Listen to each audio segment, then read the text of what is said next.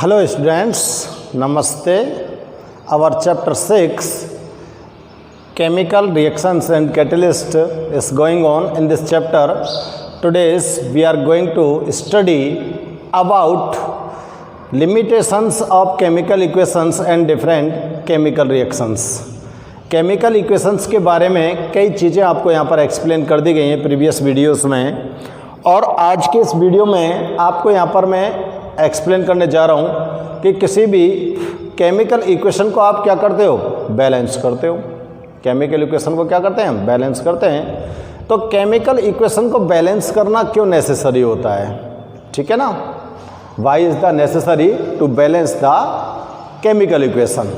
तो अगर ये क्वेश्चन हमसे पूछा जाता है तो हम इसका क्या आंसर लिखें। तो यहाँ पर मैं नोट कर देता हूँ, it is necessary to balance the chemical equation. ये जरूरी होता है कि केमिकल इक्वेशन को क्या करो, आप बैलेंस करो। लेकिन क्यों, तो देखो, according to law of mass conservation,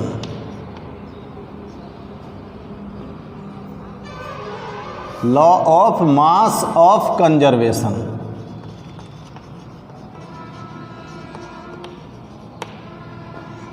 the total mass of a reaction is constant।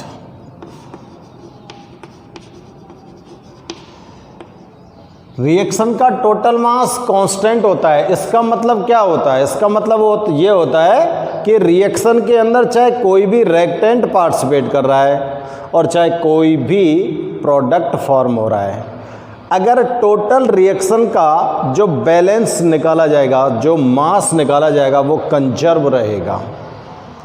Participate करने वाले टोटल रिएक्टेंट्स का मास और फॉर्म होने वाले टोटल प्रोडक्ट्स का मास, दोनों का मास कैसा होना चाहिए, इक्वल होना चाहिए, ठीक है ना। तो law of mass of conservation क्या कहता है कि आप किसी भी सब्सटेंस के मास को ना तो डिस्ट्रॉय कर सकते हो और ना ही उसके मास को आप फॉर्म कर सकते हो। अगर ये चौक है मेरे पास और मैं इसके मास को डिस्ट्रॉय करना चाहूँ तो मैं इसका मास डिस्ट्रॉय नहीं कर सकता, और अगर मैं चाहूँ कि इसका मास इंक्रीज़ हो जाए तो इंक्रीज़ भी नहीं कर सकता, जितना है उतना ही रहेगा। अगर इसको आप डिस्ट्रॉय करते रहेंगे तो इसको तोड़ते जाएंगे, कहीं ना कहीं तो आप इसका एक छोटा सा पीस बचेगा, वहाँ पर तो रुकोगे, और जब उस जगह पर आप रुकोगे तो उसके अंदर भी कुछ ना कुछ मास होगा, because this substance is a matter and we know that what is the matter. Matter is substance which contain a mass and volume and covered a area, जो एक एरिया को कवर करता है। यानी कि इस चौक को जिस जगह पर रखेंगे तो कुछ ना कुछ क्षेत्रफल को तो कवर करेगा, और इसके अंदर कुछ ना कुछ तो मास होगा, इसका वॉल्यूम भी होगा। तो यही तो मैटर होता है, ठीक है ना। तो ना तो मास को हम डिस्ट्रॉय कर सकते हैं, ना ही मास को हम फॉर्म कर सकते हैं। तो किसी भी रिएक्शन के लिए जो मास होता है वो कैसा रहता है, कंजर्व रहता है। इसी को बोलते हैं हम law of mass of conservation, ठीक है ना। The total mass of reactants should be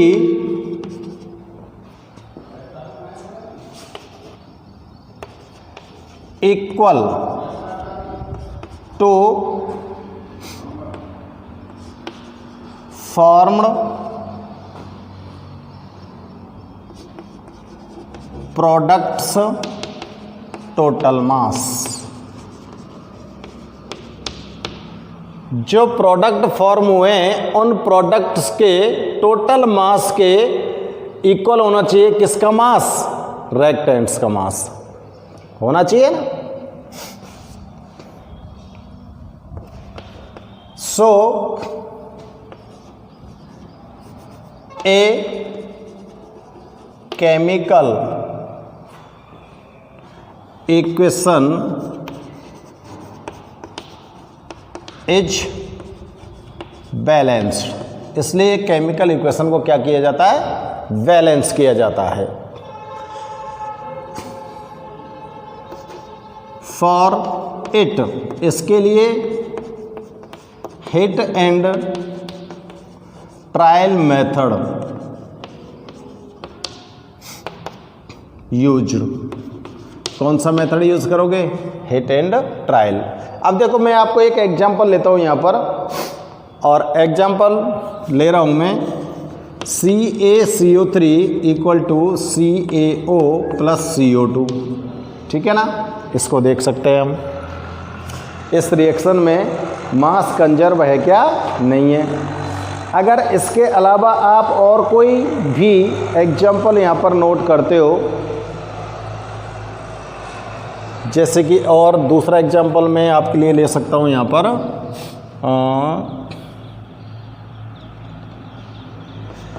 KClO3 equal to 2KCl plus 3O2, ठीक है ना। इसको मैंने बैलेंस किया है ना, इसको बैलेंस किया है। तो अब यहाँ पर मास कंजर्वेशन को चेक करते हैं। मास कंजर्वेशन को चेक करते हैं तो देखो कैल्शियम, कार्बन, ऑक्सीजन। कैल्शियम का मास होता है 40, कार्बन का होता है 12 और ऑक्सीजन का होता है 16। ऑक्सीजन के एटम्स हैं यहाँ पर 3। तो दो सबको ऐड कर दो, 40 प्लस 12 कितना हो गए? 48। टोटल कितना हो गया बताओ? 100 हो गया, 100 यूनिट। यानी कि LHS साइड में 100 यूनिट, यानी कि ये रिएक्टेंट्स है। अब प्रोडक्ट्स में देखिए, कैल्शियम का 40 प्लस ऑक्सीजन का 16 प्लस ये एक इसका हो गया और इसका कितना हो गया? 12 प्लस 16 इंटू 2, ये टोटल कितना हो गया बताओ? 56 प्लस इसका टोटल कितना हो गया? 12 प्लस 48, कितना हो गया ये? 12 नहीं 32, ठीक है ना। अब ये कितना है? 56, ये कितना हो गया? 44। टोटल कितना हो गया बताओ? 100 यूनिट। तो रिएक्टेंट और प्रोडक्ट दोनों के जो मोलिकुलर मास है दोनों साइड का, वो कैसा हो गया? इक्वल हो गया। इट मीन्स ये इक्वेशन कैसी है? बैलेंस है। अब देखो इस इक्वेशन को चेक करते हैं। ये तो ऑलरेडी बैलेंस थी, इसको हमने बैलेंस किया है। पोटेशियम का कितना होता है? वही मान लो 40। पोटेशियम का 39 होता है, वैसे 39 पॉइंट समथिंग होता है, तो 40 मान लेते हैं इसको हम, ठीक है ना। चलो 39 नहीं मान लो। और क्लोरीन का होता है 35.5 प्लस 16 मल्टीप्लाई 3, निकालिए। 39 प्लस 35.5 प्लस 48, टोटल करिए कितना होता है? 70, 74 और 48, 12, 122.5 यूनिट हो गया टोटल, ठीक है ना। अब इस साइड का चेक कीजिए आप, देखो 2 लगा हुआ है तो 2 से मल्टीप्लाई करना पड़ेगा मेरे को। 39 प्लस कितना हो गया? 35.5, क्लियर है ना। प्लस इधर 3 लगा हुआ है तो 16 मल्टीप्लाई 2। अब देखो 39 और 35 को ऐड करो, कितना हो गया? 14, 9 5 14, 74.5, ठीक है ना। इतना आ गया ना। प्लस 32, 3 32, 74 कितना हो गया? 8, 128,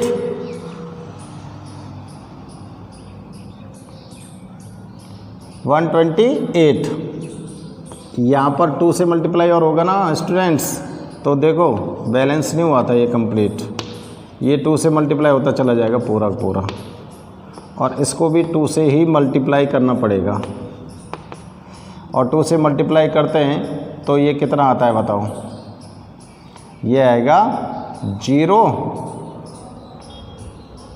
0 5 4 245 यूनिट आ रहा है। ये 0 आ गया, 0.09 और 42 149 आ गया, प्लस ये कितना आ गया इधर 696, दोनों का ऐड करो कितना हो गया 15 9 6 15 हो गया, और 4 245 यूनिट हो गया बैलेंस। तो इसलिए हमको केमिकल इक्वेशन को बैलेंस करना पड़ता है, क्योंकि total mass of reactant should be equal to total mass of product according to mass of law of conservation, law of mass of conservation. Mass conservation का जो लॉ है उसके अकॉर्डिंग क्या होना चाहिए, किसी भी केमिकल इक्वेशन में कोई भी जो सब्सटेंस पार्टिसिपेट कर रहा है उसका मास ना तो लॉस्ट हो सकता है, ना ही उसको आप फॉर्म कर सकते हो। Hence it's the mass of any reaction is conserved, और किसी भी रिएक्शन का जो मास होता है वो कंजर्व होता है, और मास कंजर्व है कि नहीं है इसको हमने इन एग्जाम्पल्स के थ्रू यहाँ पर एक्सप्लेन किया है। ओके स्टूडेंट्स, अब देखते हैं हम नेक्स्ट टॉपिक में। देखो केमिकल इक्वेशन की जो प्रॉपर्टीज़ थी उनको हमने प्रीवियस वीडियो में नोट कर लिया था, लेकिन केमिकल इक्वेशन की कुछ लिमिटेशंस भी होती हैं, उनको भी हम यहाँ पर चेक कर लेते हैं। तो हम नेक्स्ट टॉपिक डाल रहा हूँ मैं, लिमिटेशंस ऑफ केमिकल इक्वेशन। किसी भी केमिकल इक्वेशन की क्या लिमिटेशंस हो सकती हैं ये चेक करते हैं। तो इसकी पहली लिमिटेशन होती है कि किसी भी केमिकल इक्वेशन से हमको पता नहीं चलता है कि कोई भी रिएक्शन कंप्लीट हो चुकी है या फिर अभी चल रही है। भाई केमिकल इक्वेशन आप नोट कर देते हो, उस केमिकल इक्वेशन से हमको ये तो पता नहीं होता कि रिएक्शन चल रही है कि कंप्लीट हो चुकी है, इसका पता हमको नहीं चलता है। तो ये इसकी एक लिमिटेशन होती है, इसकी एक कमी है ये। It does not give information. It does not give information. It does not give information regarding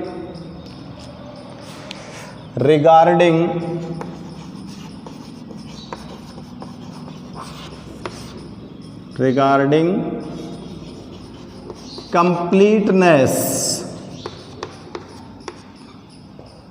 regarding completeness of reaction। अभिक्रिया के पूर्ण होने की जानकारी इस केमिकल इक्वेशन से हमको नहीं पता चलती है। और दूसरी चीज़ इससे हमको नहीं पता चलती है कि रिएक्शन के अंदर जो पार्टिसिपेट करने वाले रिएक्टेंट्स हैं या फॉर्म होने वाले जो प्रोडक्ट्स हैं उनकी कंसंट्रेशन के अंदर कोई चेंज आया कि नहीं आया, इसका पता भी हमको नहीं चलता है। तो देखो दो कमियां मैं यहाँ पर लिख रहा हूँ, दो इसकी लिमिटेशन लिख रहा हूँ। एक तो हमको केमिकल रिएक्शन के कंप्लीट होने का पता नहीं चलता है, और दूसरा हमको पता नहीं चलता है कि रिएक्टेंट और प्रोडक्ट की कंसंट्रेशन में कोई चेंज आया है या नहीं है, ये क्लियर नहीं होता है। ठीक है ना। तो the concentration of reactants and products, the concentration of reactants and products is not clear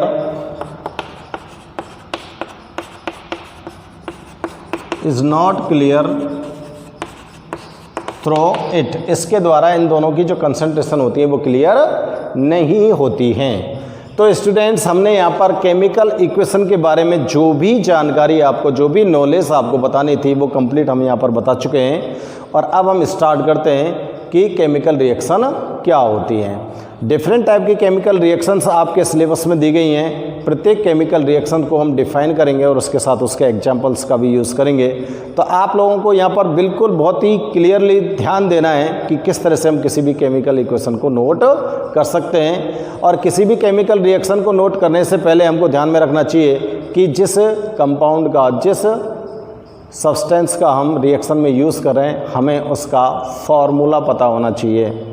और फॉर्मूला को पता करने के लिए आप लोगों को रेडिकल्स मैंने प्रीवियस क्लासेस के अंदर एक्सप्लेन किए थे और उन रेडिकल्स का यूज करके हमने different many formulas are form, बहुत सारे फार्मूलों का निर्माण किया था। ठीक है ना। तो वही फार्मूले अब हमारे यहाँ पर काम आने वाले हैं। तो हम रिएक्शन से स्टार्ट करते हैं, केमिकल रिएक्शन। नेक्स्ट टॉपिक है हमारा क्या, केमिकल रिएक्शन। केमिकल रिएक्शन किसको कहते हैं,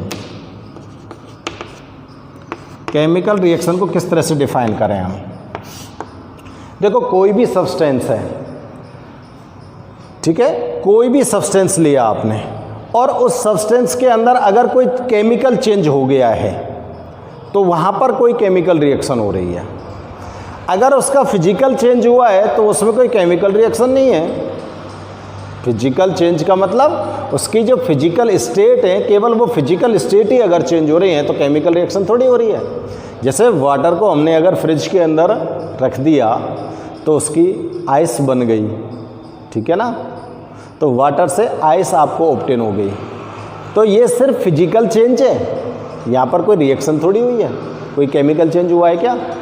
क्योंकि आइस को तो आप पैर फिर से बाहर निकालो, वो कन्वर्ट हो जाएगा वाटर के अंदर। लेकिन अगर हमने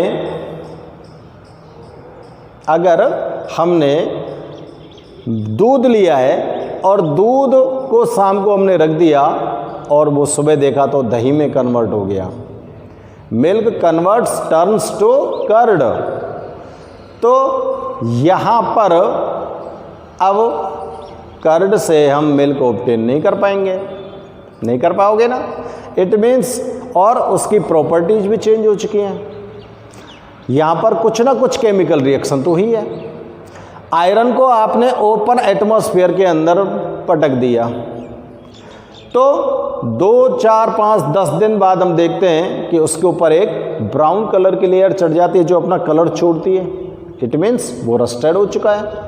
इट मीन्स यहाँ पर कोई ना कोई रिएक्शन हुई है। तो अगर किसी सब्सटेंस के अंदर कोई भी केमिकल चेंज होता है तो उसको ही बोलते हैं हम केमिकल रिएक्शन। ठीक है ना।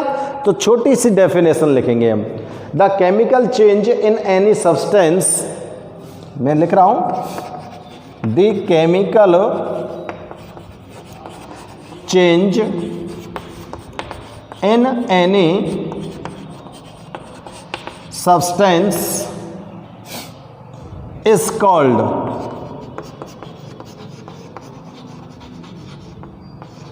chemical reaction। ठीक है ना। कोई भी केमिकल चेंज होता है तो उसको क्या बोलते हैं हम, केमिकल रिएक्शन। भाई देखो हमने यहाँ पर मैग्नीशियम का रिबन लिया और मैग्नीशियम रिबन को हमने बर्न किया है ओपन एटमॉस्फेयर के अंदर। तो हम ये अच्छी तरह से जानते हैं कि किसी भी सब्सटेंस को जब हम बर्न करते हैं तो उसके लिए हमें एसेंशियलिटी होती है ऑक्सीजन गैस की। विदाउट ऑक्सीजन के किसी भी सब्सटेंस को आप बर्न नहीं कर सकते। तो ये मैग्नीशियम रिबन है और इस रिबन को आपको बर्न करना है तो ये क्या करेगा, एटमॉस्फेयर की ऑक्सीजन के साथ रिएक्ट करेगा। रिएक्ट कर दिया, रिएक्ट करने के बाद ये क्या बना देगा, मैग्नीशियम का ऑक्साइड फॉर्म हो जाएगा। यहाँ पर क्या फॉर्म हो गया, मैग्नीशियम का ऑक्साइड। ठीक है ना। जैसे ही आपने, जैसे सिंपल सा एग्जांपल लें कि आपने लकड़ी को लिया, कोई भी लकड़ी ली और उस लकड़ी को आपने जला दिया, तो लकड़ी को जलने के लिए भी ओपन एटमॉस्फेयर में जलाओगे ना आप, तो ऑक्सीजन चाहिए, ऑक्सीजन की प्रेजेंस में वो लकड़ी जल जाएगी। अब देखो उसकी क्या रिएक्शन हो सकती है कि जो लकड़ी होती है या कोयला जो तो होता है, कोल जिसको बोल सकते हो, और जितने भी फ्यूल्स होते हैं वो उन सबके अंदर मेनली क्या होता है, कार्बन होता है। ये कार्बन उसके अंदर बर्न होता है और कार्बन बर्न होकर यहाँ पर क्या रिलीज करता है, CO2 गैस रिलीज करता है ना। अब आप कितनी भी ट्राई कर लीजिए कि उस CO2 गैस से अगेन आप ना तो कोल प्राप्त कर सकते हो ना ही लकड़ी प्राप्त कर सकते हो। तो इट मीन्स यहाँ पर कोई केमिकल चेंज हो गया। अब ये जितने भी केमिकल चेंज हैं ये सब के सब क्या कह रहा है, केमिकल रिएक्शंस होती हैं। अब आप डिफरेंट टाइप की केमिकल रिएक्शंस यहाँ पर हमारे सिलेबस में उनको हम स्टडी करते हैं। ठीक है स्टूडेंट्स, तो आप एक बार इनको नोट कीजिए और हम केमिकल रिएक्शंस को स्टार्ट करते हैं। तो फर्स्ट रिएक्शन देखते हैं हम यहाँ पर, एडिशन रिएक्शन।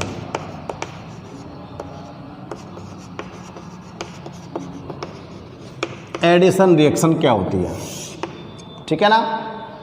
तो देखो बहुत ही सिंपल सी इसकी डेफिनेशन लिख रहे हैं, the chemical reaction in which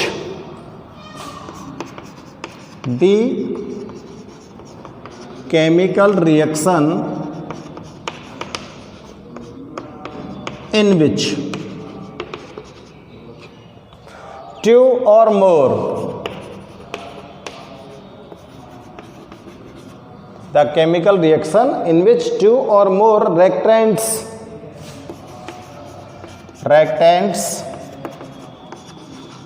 combine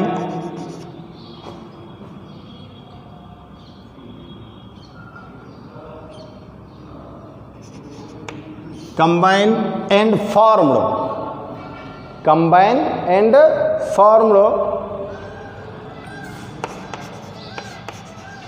form a single product is called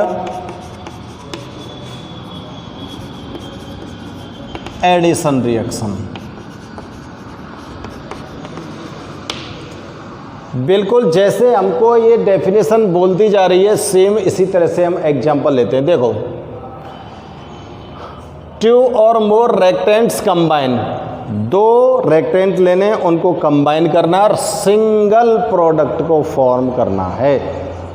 clear है ना। बहुत ही सिंपल उदाहरण ले रहा हूं मैं। देखो Mg+O2, मैग्नीशियम और ऑक्सीजन दोनों को कंबाइन कर दो, क्या फॉर्म हो जाएगा, मैग्नीशियम ऑक्साइड। बैलेंस करना पड़ेगा, ठीक है ना। अब आप लोग यहां पर मैं लिख रहा हूं कंबस्टन ऑफ कोल, कोल के कंबस्टन के रिएक्शन नोट कर रहा हूं मैं, ठीक है ना। C+O2 क्या बन गया, CO2। कोयले को जलाया है आपने, कार्बन डाइऑक्साइड गैस फॉर्म हुई है। दो रेक्टेंट है, सिंगल प्रोडक्ट है। क्लियर है ना। अब देखो CaO+CO2 कैल्शियम ऑक्साइड और कार्बन डाइऑक्साइड, दो रेक्टेंट आ गए। CaCO3 कैल्शियम कार्बोनेट फॉर्म हो गया, सिंगल प्रोडक्ट है। दो रेक्टेंट हैं और आपस में कंबाइन हो रहे हैं और सिंगल प्रोडक्ट फॉर्म कर रहे हैं, तो ये क्या है, एडिशन रिएक्शन। तो ये एग्जांपल्स आप लोग यहां पर देख रहे हो। अब देखो इसको बोलते हैं बर्निंग ऑफ मैग्नीशियम रेवन। मैं लिख देता हूं पीछे, बर्निंग ऑफ मैग्नीशियम रिबन, ठीक है ना। इस रिएक्शन को ये कंबस्टन ऑफ कोल या बर्निंग ऑफ कोल कह सकते हो, ठीक है ना। और एक रिएक्शन में यहां लिख दूं तैयार का जाए, आप लोग चेक कीजिएगा उस रिएक्शन को कि उसके अंदर क्या फॉर्म होना है। और रिएक्शन का नाम दे रहा हूं मैं हाइड्रोजनेशन ऑफ एथीन। एथीन का हाइड्रोजनेशन कराना है, रिएक्शन का नाम क्या है? Addition reaction. देखो आपको फर्स्ट में क्या लेना है? एथीन। ये फॉर्मूला है स्टूडेंट्स एथीन का, CH2 डबल बॉन्ड CH2, ठीक है ना। इसका हाइड्रोजनेशन कराना है तो आपको इसको रिएक्ट कराना पड़ेगा हाइड्रोजन से, और हाइड्रोजन से जब रिएक्ट कराते हैं हम इसको, तो इस रिएक्शन के लिए एक कैटेलिस्ट यूज किया जाता है जिसको बोलते हैं हम निकल। तो इस रिएक्शन को आप ऐड कीजिए। देखो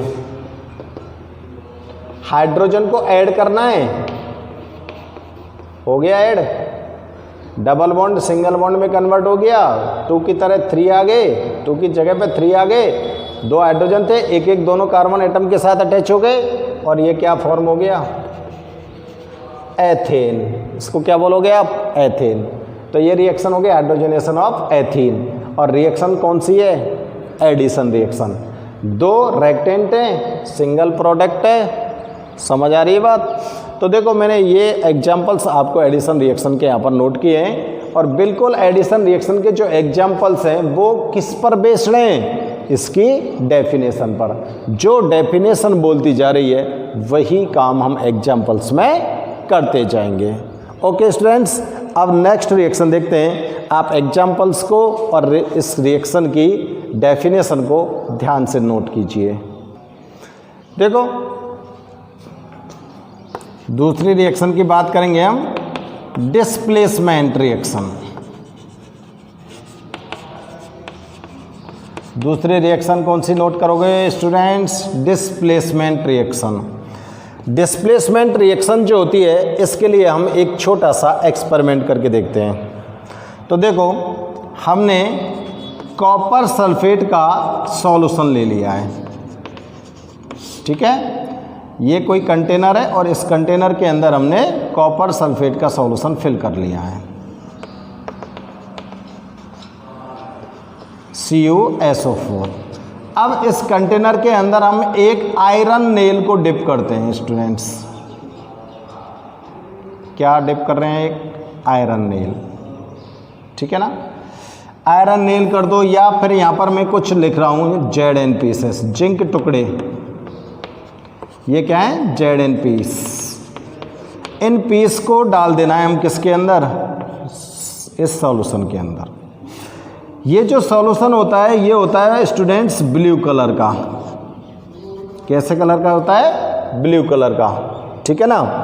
जैसे ही आपने जिंक पीस इसके अंदर डाले तो सॉल्यूशन के अंदर जो ब्लू कलर था वो डिसअपीयर हो जाता है। ब्लू कलर ये डिसअपीयर हो जाता है।